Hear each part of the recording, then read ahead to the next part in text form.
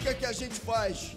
E é por isso que nós não votamos a ampliação dessa meta, é porque esse recurso vai ser utilizado por esse governo para essa estratégia de cooptação, de apoio parlamentar. Esses que reclamam e gritam provocaram um déficit nominal histórico, onde todas as despesas financeiras e operacionais de 9%.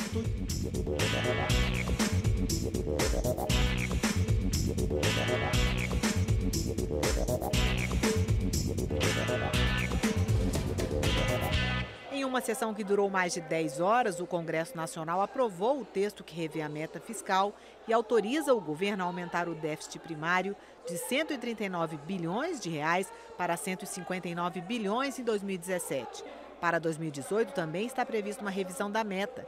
A sessão foi marcada por críticas de partidos de oposição. Os governistas reagiram afirmando que a oposição promoveu revisões da meta em anos anteriores. Está se propondo uma mudança na meta fiscal, por acaso, para ampliar o valor do salário mínimo, para dar um ganho real ao salário mínimo, para ampliar o número de pessoas que têm acesso ao Bolsa Família num momento de crise?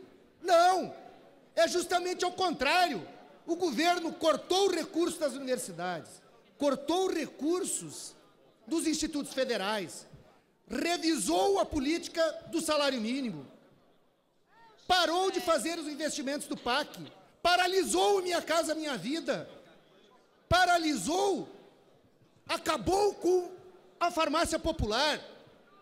É um governo que cortou gastos como nunca na história do nosso país, que persegue uma política econômica que só favorece os ricos e prejudica enormemente a população pobre e a classe média do nosso país. Esta que é a realidade. A política econômica que o governo persegue é uma política econômica que não está recuperando a economia do país coisíssima nenhuma.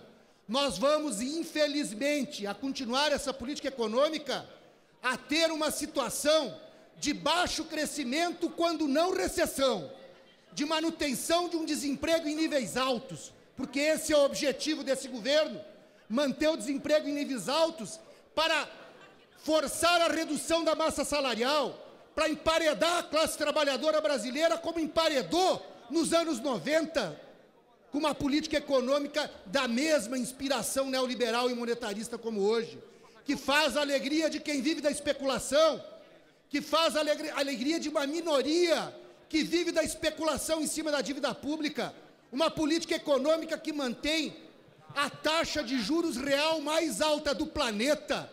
A taxa de juros real está em torno de 6% ao ano, o dobro do que era 2 anos atrás. Esses que reclamam e gritam provocaram um déficit nominal histórico, onde todas as despesas financeiras e operacionais de 9% em 2 anos seguidos, 9% do PIB. Essa revisão não caiu com o vento nem com a chuva. Há motivos. A antiga meta tinha pressupostos. A inflação, ironicamente, muito baixa, deprime as receitas. A baixa recuperação da economia ainda lenta também corrói o crescimento potencial da arrecadação. A repatriação ficou muito aquém do esperado, foi uma frustração. O Congresso também determinou a revisão da meta ao alterar radicalmente o refis e a reoneração. E algumas receitas extraordinárias de privatização e concessão se atrasaram em função da conjuntura brasileira. Não é uma questão de opinião, torcida ou desejo.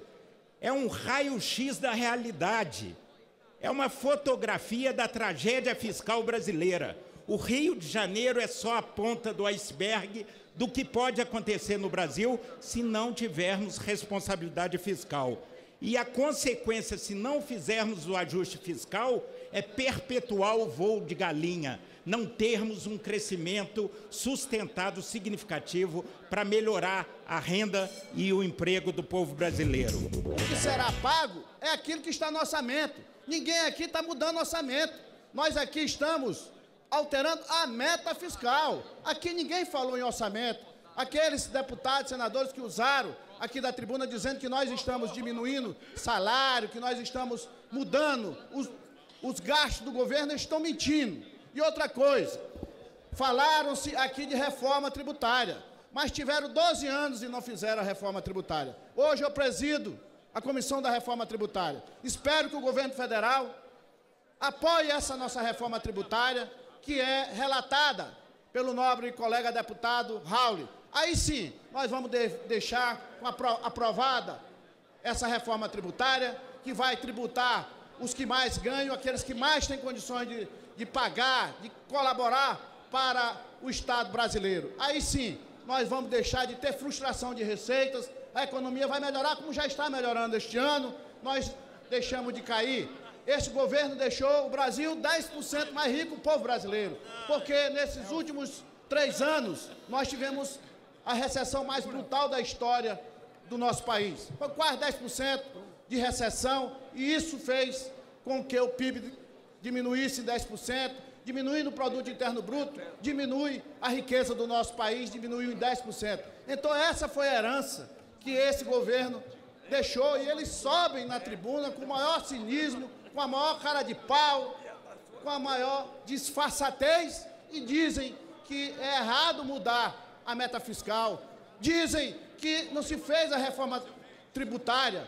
Então, por que não fizeram em 12 anos? Vocês tentam fazer crer que o que aconteceu e o que acontece hoje na política econômica brasileira é o resultado de uma gastança acontecida nos últimos 10 anos. Ano de 2003, o Brasil fez superávit primário. 2004, o Brasil fez superávit primário. 2005, superávit primário. 2006, 2007, 2008, 2009, 2010, 2011, 2012, 2013, 2014, superávit primário. Só veio a não realizar em 14. Até 2013, superávit primário. Política essa que a bancada do PSOL já denunciava. A gente não vai fazer aqui o discurso da gastança. A gente vai dizer que esse governo de Michel Temer não merece a confiança. E não merece a confiança do povo brasileiro. Porque a gente tem a convicção que se esses recursos forem disponibilizados para esse governo, não vão ser utilizados com as universidades brasileiras, não.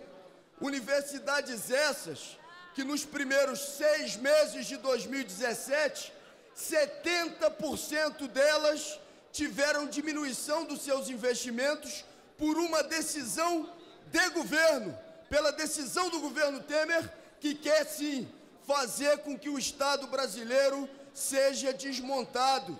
Outras alternativas existem e vocês sabem muito bem disso. Se o Brasil, por exemplo, viesse a cobrar pelos lucros e dividendos, seriam 35 bilhões de reais por ano. E só quem não faz essa cobrança é o Brasil e a Estônia. Vejam só, se vocês quisessem outras fontes de financiamento, não estariam nesse momento discutindo um refis, um refinanciamento, onde o Estado brasileiro deixará de arrecadar 220 bilhões de reais. E desses, 3 bilhões de reais de imediato são para renegociar dívidas de deputados federais e senadores que são sócios ou donos de empresas. A crítica que a gente faz, e é por isso que nós não votamos a ampliação dessa meta, é porque esse recurso vai ser utilizado por esse governo para essa estratégia de cooptação, de apoio parlamentar, tanto na Câmara quanto no Senado Federal. Ainda durante a sessão do Congresso Nacional foram analisados 8 vetos presidenciais. O veto sobre contratação de jovens aprendizes foi derrubado. O projeto de lei de autoria do deputado André Figueiredo, transformado em lei, permite às empresas que contratam jovens matriculá-los em cursos na área de esportes. Tive a honra de ser secretário executivo do Ministério do Trabalho e Emprego. sei muito bem a importância que tem a aprendizagem profissional para a vida de milhões de jovens no nosso país, como também para criar cultura para as empresas. Esse projeto ele não gera custo adicional nenhum para nenhuma empresa. Só que, ao vetar não apenas uma frase, mas todo o dispositivo, o projeto praticamente ficou inócuo. E é por isso que nós dialogamos com o governo.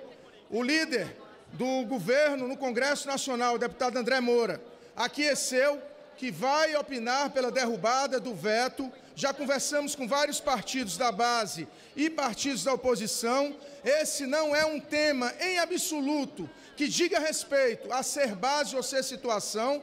É um tema que diz respeito à inclusão profissional no âmbito esportivo de vários jovens que hoje sequer têm recursos, às vezes, para se deslocar a um local onde ele tem alguma prática esportiva. E a gente sabe como é importante nós darmos oportunidades para que jovens, quando não estejam na sala de aula, possam estar praticando uma atividade esportiva, uma atividade de qualificação profissional, uma atividade de inclusão em uma vida que não seja da criminalidade. O projeto, ele destina um percentual de vagas para aprendizes, sejam na condição de desporto ou na infraestrutura, na construção civil, desde que é associada ao próprio esporte. Nós achamos que a construção civil, ela não é uma condição que está inerente à condição de trabalho protegido e, portanto, adolescentes não poderiam estar neste exercício. Entretanto, nos esclareceu o deputado André Figueiredo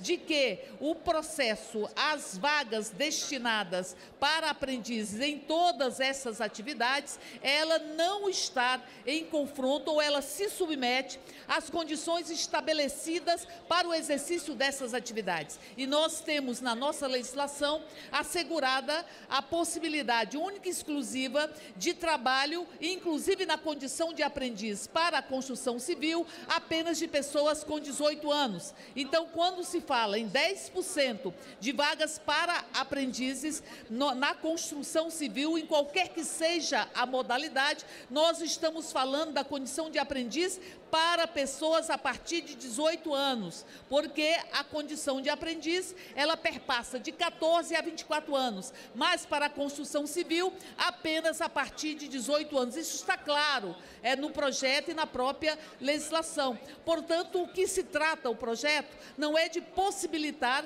que haja um trabalho não protegido ou um trabalho precário ou um trabalho que fere a próprio desenvolvimento dos adolescentes assegurado no projeto. Mas não fala sobre isso, ele fala apenas seguidas as regras que já estão, onde não há trabalho na construção civil, a não ser que seja na ilegalidade de pessoas abaixo de 18 anos, se já assegura 10% das vagas para a aprendizagem, que é muito importante. Os deputados protestaram em plenário contra decreto do governo que extinguiu a Reserva Nacional do Cobre, RENCA, na divisa entre Pará e Amapá, sob o argumento de ampliar o combate ao garimpo ilegal e atrair investimentos para o setor de mineração. Depois de críticas, o novo decreto trouxe algumas garantias socioambientais para a extinta RENCA. Não é uma reserva, quando fala RENCA, Reserva Natural de Cobre e Associados. Esses associados têm ouro e o maior prospector de perfuração e descoberta de ouro são os canadenses. Depois, nessa prospecção, tem lava de tântalo. E eu não tinha ouvido falar, não sabia o que era tântalo. Tântalo serve de componente de chip para celulares, para combustível de aeronaves espaciais, para inclusive composição de material nuclear. É isso que tem naquela reserva. Fora a questão da suspeição, da revogação de um decreto e publicação de um outro, tem a questão ambiental. Nós não queremos que aquela região se transforme numa nova Serra Pelada. Pela segunda vez entrei com o PDC, um projeto de decreto legislativo, tentando suspender o decreto que foi assinado pela segunda vez pelo presidente da República, presidente Michel Temer, que extinguiu a Reserva Nacional de Cobre e seus associados, aquilo que está sendo chamado pela imprensa de RENCA. Então hoje, assim como ontem, foi reeditado um novo decreto que realmente não atende a expectativa do povo brasileiro. Acredito que o presidente Michel Temer está sendo mal orientado, está sendo induzido ao erro, ao liberar dessa forma uma área estratégica para o nosso país. Por isso eu peço o apoio aos colegas deputados, à mesa diretora, que aprecie de forma urgente, célere, esse projeto de decreto legislativo que nós demos entradas, visando suspender esse decreto, mais uma vez equivocado por parte do presidente da República. A argumentação é falha, a argumentação é simplória, uma vez que é apenas esse novo decreto, que foi publicado hoje, no Diário Oficial de hoje, de número 9.147, ele é para inglês ver, porque vai continuar deixando as nossas reservas minerais, nossos recursos humanos, sem uma fiscalização eficiente. O Brasil está vivendo uma tragédia em termos de segurança pública. Mais de 60 mil homicídios e uma tragédia que está sendo paga também pelos policiais militares. O exemplo mais claro, dramático, que ocupou a mídia nacional nos últimos dias é o Rio de Janeiro, com suas mais de 100 mortes somente em 2017. Senhor presidente, esse Congresso não pode fechar os olhos a essa realidade. Temas de interesse nacional, debates em plenário, a reação e propostas dos deputados, fatos e opiniões. O movimento de venezuelano para Boa Vista, com essa decisão última da Constituinte, está a cada dia crescendo mais o volume. Imagina vocês, senhores deputados, senhores senadores, se Roraima tomar o mesmo rumo que vem tomando a Colômbia, de entrar em torno de 30 mil venezuelanos. Em 30 dias, Roraima terá 900 mil venezuelanos. O estado de Roraima, repito, só tem 500 mil habitantes. O que acontece hoje? Com a situação que vive o país, o estado de Roraima que não é diferente, a saúde, a educação, particularmente a segurança pública, vem passando uma situação difícil somente com os nossos irmãos brasileiros.